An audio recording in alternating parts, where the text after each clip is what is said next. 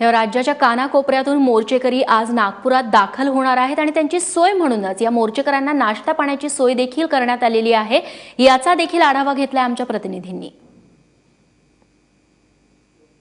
इतकी मंडळी येणार म्हणजे त्यांचा नाश्ता जेवणाची सुद्धा सोय करावी लागणार आणि अनेक लोकांनी याची सोय स्वतःकडनं केलेली आहे। आपण अशाच एका सेंटरचं उद्घाटन इथं पाहतो आहे। इथं सकाळचा नाश्ता हा करण्यासाठी इथं उद्घाटन होताना आपल्याला दिसत आहे। ही लाल फीत कापून हे सर्व मराठा मोर्चाचे स्वयंसेवक आहेत। यांच्या नाश्त्याची इथं सोय होते आहे।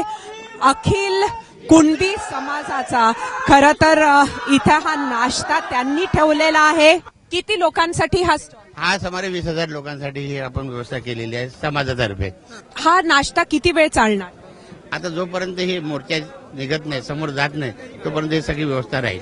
म्हणजे सामान बनवणे आणि हे बनवणं सुरू आहे आणि ट्रकमध्ये या ठिकाणी आणणं चालू आहे। बऱ्याच ठिकाणी आम्ही आता पाण्याचे स्टॉल लावलेले आहेत आणि वैद्यकीय सेवा पण मोठ्या प्रमाणात उपलब्ध करतोय।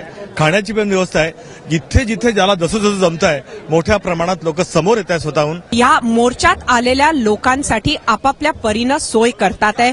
नाश्ता, खाणं, पाणी, वैद्यकीय सेवा आणि त्याचबरोबर चहा हा त्यातीलच एक भाग आहे। कॅमेरामॅन सुरेश डोनाडकरसह सरिता कौशिक, एबीपी माझा, नागपूर।